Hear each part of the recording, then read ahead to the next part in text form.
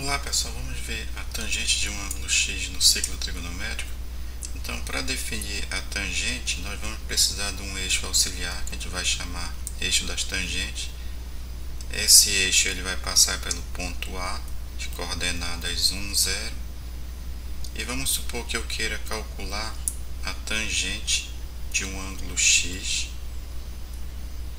Esse ângulo ou esse arco ele vai ter extremidade aqui no ponto P. Então, para a gente visualizar a tangente desse ângulo x, nós prolongamos esse segmento OP, vai ser uma reta OP aqui, de tal forma que ela vai ter um ponto que ela vai intersectar aqui o eixo das tangentes, que vai ser no caso aqui no ponto T. Então, esse segmento que vai de A até T, ele vai ser igual à tangente do ângulo x. Então é dessa forma que a gente define a tangente do ângulo x. E aí nós vamos ver a variação do sinal da tangente de x quando esse ponto P percorrer a circunferência trigonométrica. Então aqui no primeiro quadrante a gente observa que quando eu prolongo a extremidade, a reta que passa pela origem e pela extremidade do arco, quando eu prolongo essa reta, ela vai tocar o eixo das tangentes nesse ponto, de tal forma que a minha tangente aqui ela vai ser positiva. Então no primeiro quadrante a tangente vai ser positiva. Agora para um arco no segundo quadrante, quando eu prolongo a minha reta OP, eu vou intersectar o eixo das tangentes nesse outro ponto aqui, e aí a cota das tangentes daqui vai ser negativa. Então a tangente no segundo quadrante ela vai ser negativa. Agora no terceiro quadrante vamos prolongar aqui a reta e vamos obter aqui um ponto T, e aí a gente obtém aqui o valor da tangente, que vai ser um valor positivo. Então a tangente no terceiro quadrante, o valor dela vai ser positivo. Já no quarto quadrante, quando eu prolongo aqui a reta que passa pela origem, pela extremidade do arco, eu vou obter esse ponto, de tal forma que a minha tangente aqui no quarto quadrante, o valor dela vai ser negativo.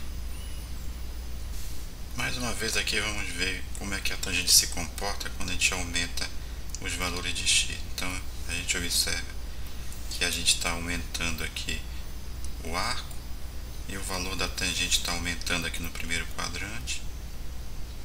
Agora observe que cada vez que ela se aproxima, o arco se aproxima aqui de 90 graus, a tangente fica cada vez maior. E aí, quando o ângulo é 90 graus, as duas retas não vão se cruzar. Então, nesse caso aqui, a tangente de 90 graus, a tangente π sobre 2, não vai existir.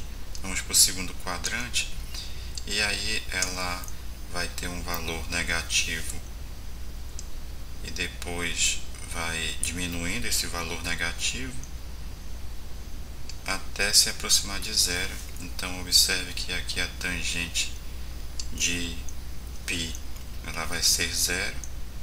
Agora já no terceiro quadrante a gente começa novamente o valor da tangente começa novamente a aumentar, e quando ele se aproxima de 3π sobre 2, observe que o valor já é bem elevado, e para o ângulo de 3π sobre 2 não vai existir tangente. Vamos agora para o quarto quadrante. Então o valor negativo aqui ele está diminuindo, e para o 2π aqui já vai ser zero. Então, resumindo aqui, no caso da tangente de zero, o valor vai ser zero. Agora a tangente de 90 graus de π sobre 2, aqui não vai existir, porque as retas vão ficar paralelas e a gente não vai ter nenhum ponto de intersecção aqui no eixo das tangentes. Então aqui a tangente de π sobre 2 não existe, ou não é definido. A tangente de π também vai ser zero. A tangente de 3π sobre 2 também não vai existir, porque nós vamos ter duas retas paralelas aí. E a tangente de 2π vai ser zero. Vamos ver a função tangente. Então a função tangente é uma função que vai ser definida por f de x, que é igual a tangente de x, o gráfico da função tangente. Então vamos primeiramente adotar aqui alguns valores para x. Então no caso aqui a gente adotou 0, π sobre 6, que no caso aqui é 30 graus, π sobre 4, que é 45 graus, e π sobre 3, que é 60 graus. Então a gente já sabe que a tangente de 30 graus, ou π sobre 6, vai ser raiz de 3 sobre 3, que vai dar aproximadamente 0,6. A tangente de 45 graus é 1.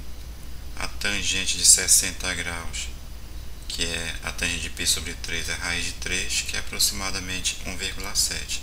Então esses pontos aqui, o 0, 0, ele foi colocado aqui no gráfico. O π sobre 6, 0,6, foi colocado aqui. O π sobre 4 e 1 também aparece aqui no gráfico.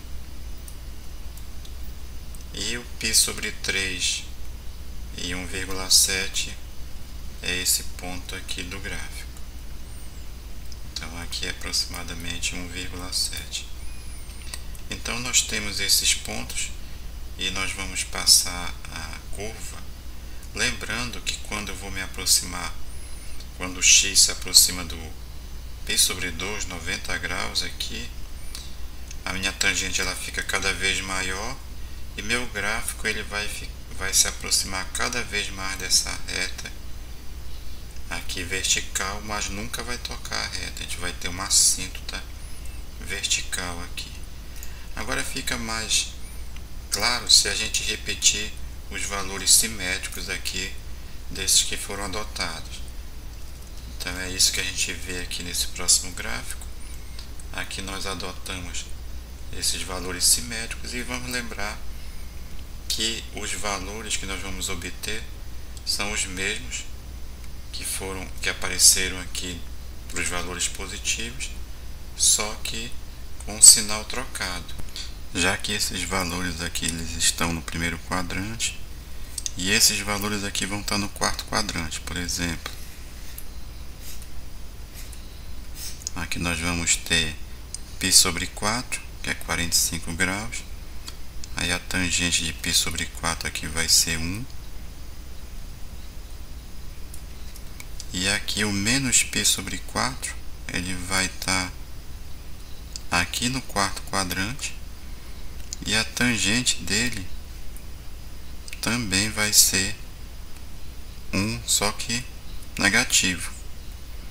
Então eles vão ter valores opostos aqui, os valores que estão no primeiro e no quarto quadrante, os valores da tangente. E daí a gente obtém esses outros pontos aqui que aparecem no gráfico e a gente junta os pontos através dessa linha. Então o gráfico da tangente nesse intervalo de menos π sobre 2 até π sobre 2 ele vai ter esse aspecto. Aí se a gente repetir a ideia para a direita e para a esquerda, a gente vai ter um gráfico que vai ter essa forma. E observe que ele vai repetir a forma de π em π. Observe que essa distância aqui de menos π sobre 2 até π sobre 2 aqui é π, né? Nós vamos ter π sobre 2 aqui, π sobre 2. que vai dar 2π sobre 2, que é π. Aqui, essa distância aqui também vai ser π sobre 2, já que 3π sobre 2 menos π sobre 2 dá 2π sobre 2, e 2π sobre 2 é π. Então, o nosso período aqui, para a função tangente, vai ser de π. Aí aqui nós vamos ter um próximo gráfico já de uma forma mais limpa, sem muitas informações. E o domínio da função tangente vai ser todo número real, vai ser o x pertencente aos reais, tal que o x tem que ser diferente de π sobre 2. E não somente de π sobre 2, mas de todos os valores que são côngruos a π sobre 2. Então a gente vai colocar x tem que ser diferente de π sobre 2, mais o kπ, que no caso é quando eu somo aqui o período, né? E esse k aí, no caso, ele vai ser o número inteiro. Então, tanto faz eu somar, vamos supor, eu tenho aqui um x que não pode ser adotado no domínio, que é o π sobre 2. Aí, quando eu somo π, aí eu vou chegar no 3π sobre 2, aí aqui eu vou ter um novo valor que não vai poder ser adotado no domínio. E quando eu diminuo de π, aí eu já vou ter menos π sobre 2. Então esse aí vai ser o domínio. O conjunto imagem, observem que ele vai do menos infinito até o mais infinito. Então a imagem vai ser todos os reais. A função f de x, que é igual a tangente de x, ela é uma função ímpar. Isso porque a tangente de x vai ser igual a menos tangente de menos x. Isso a gente pode observar, por exemplo, aqui no círculo trigonométrico. A tangente de x vai dar um certo valor aqui, vamos dizer que ele seja positivo aqui, e a tangente de menos x vai ser um valor que vai ser simétrico ao tangente de x. Ele vai ser negativo aqui. Então aí nós vamos ter uma função ímpar. A gente observa também que a função tangente, ela sempre vai ser uma função crescente, sempre ela vai apresentar crescimento. O período, nós já vimos que o período vale π, e nós vamos ter assíntotas verticais. E essas assíntotas verticais vão ser para as retas x, que é igual a π sobre 2, mais kπ, onde esse k ele é um inteiro.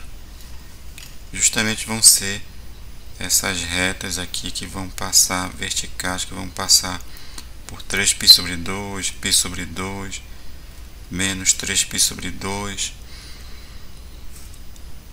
e assim por diante. Esses são os aspectos principais da função tangente, e já na próxima aula nós vamos ver a função cotangente. Até lá então.